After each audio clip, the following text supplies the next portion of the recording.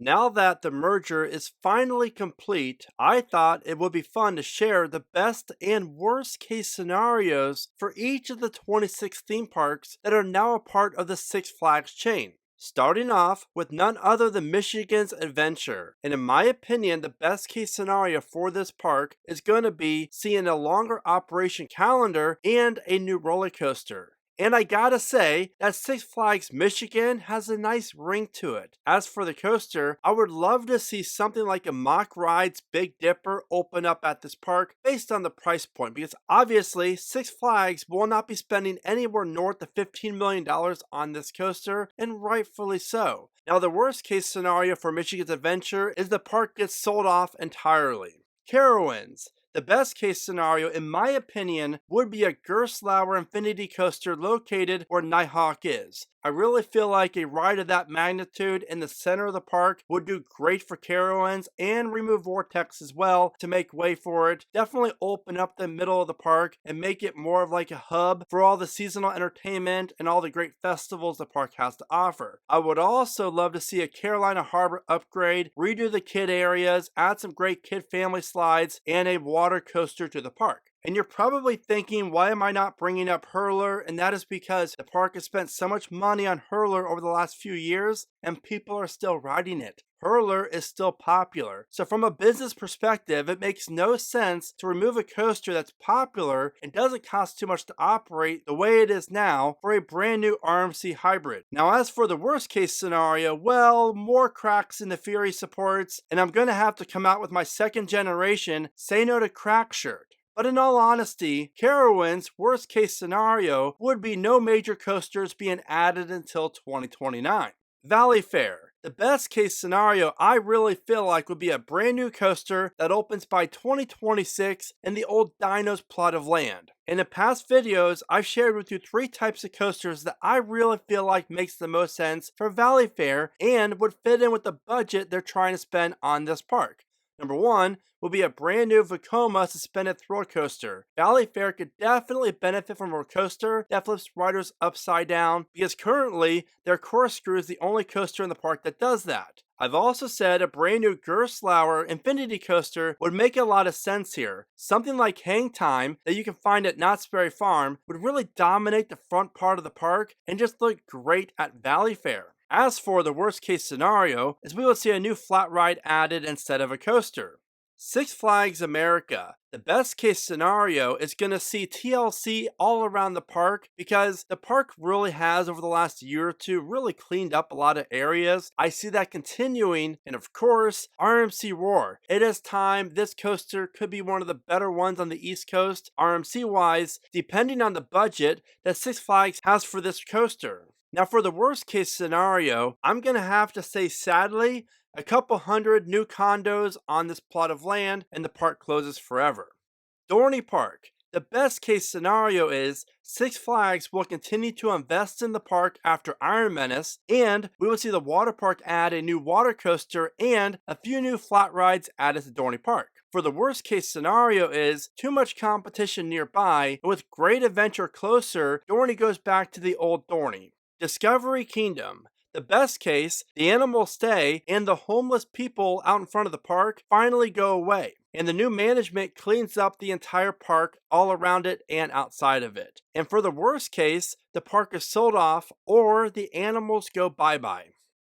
Darien Lake. The best case is that Six Flags owns the park and invests into it with a new themed area and a new roller coaster of some kind. I, for one, would love to see a brand new Vekoma launch coaster open up at the park. I really feel like that would be a great fit for Darien Lake. As for the worst case, the park will not be a part of the Six Flags chain going forward, and who knows the future of this park. Oklahoma City's Frontier City. The best case I see for this small park is that Six Flags finally owns the entire park, and we would see a brand new Intamin vertical LSM coaster added to this underrated park. I really feel like a ride like this would do great things for Frontier City and makes a ton of sense. And sadly, for the worst case scenario is Frontier City leaves the chain altogether. The Great Escape. The best case is continued investment after Bobcat, the brand new Gravity Group family coaster that opened up this year, and a new family flat ride package added to the park maybe in 2026, 2027. Now, the worst case is no new major additions for 4 or 5 years. Now, I really do not see it happening, and I hope that's not the case because Great Escape is in a great little market, and this park is geared towards the families. Lorand. The best case scenario is the park stays in the chain and a new roller coaster is added to the park. And I think a brand new Vekoma family coaster sounds great. As for the worst case, the park is sold off.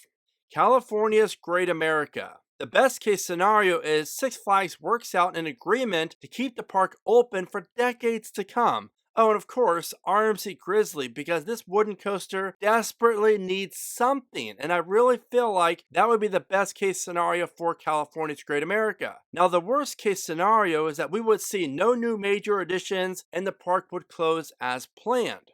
Worlds of Fun. The best case scenario is Oceans of Fun receives a major expansion and a lot more updated slides. And for the worst case scenario, Patrick Mahomes wins yet another Super Bowl. And with that being said, go Bengals, hooday. Six Flags Mexico. The best case scenario would be a brand new B&M launched wing coaster added to the park. Currently, the park is home to 10 coasters, I believe, and none of them launch you. So whatever coaster the park's getting next, I really hope it does include inversions and a launch or two. And with King's Dominion already getting a brand new B&M launched wing coaster that looks great, I can easily see that type of ride fitting in great at Mexico and give this park a better capacity coaster and one that could become the most popular ride in the park among the GP. As for the worst case scenario, the park just opens up a brand new Skyline coaster in a few years, which is bad news for all of us because of how bad the Kid Flash coasters are and how rough they are and not comfortable. For Skyline to be building new coasters 2 or 3 years down the road from now is bad news for you and I with their current model in place.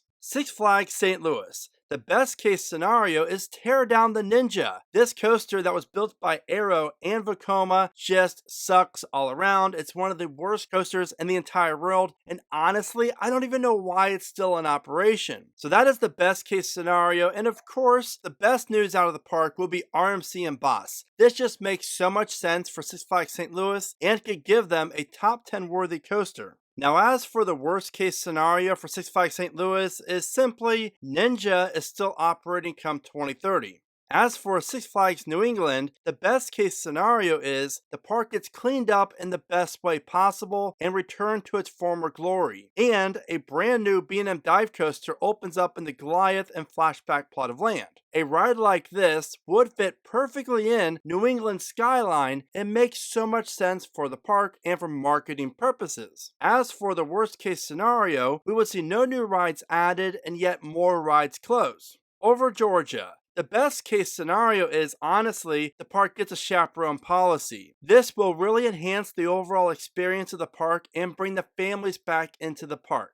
I could also see the go-karts get removed to make way for a brand new Mock Ride Striker coaster. Now, if you're not too familiar with the Striker coaster, well, Mock Rides just debuted the very first one over at Europa Park, and this coaster looks phenomenal. Now, I do not see Six Flags invested in this large of one, but who's to say that they don't get one that's about half the size of this? This coaster looks fantastic. It offers launches, inversions, airtime. Just imagine what Six Flags could do with this style of ride in this empty plot of land right here.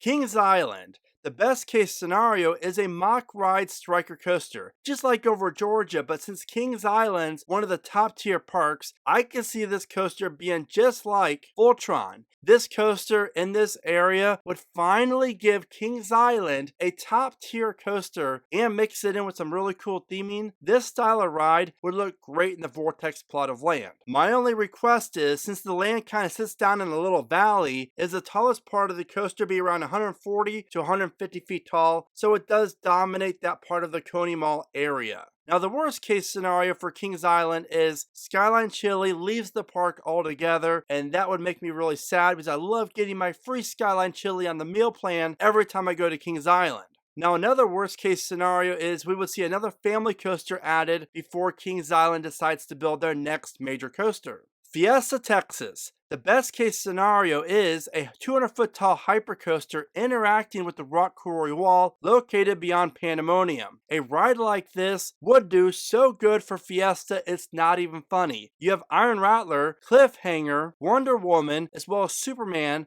and now a hypercoaster? If the park would build this, then Fiesta, in my opinion, would definitely have a top 10 coaster collection here in North America. Now, as for the worst case scenario, well, the new Six Flags decides that Fiesta's already up to par since Jeff and his team run this park so great as it already is, and they will receive no major investments over the next few years due to it already being one of the best parks in the chain.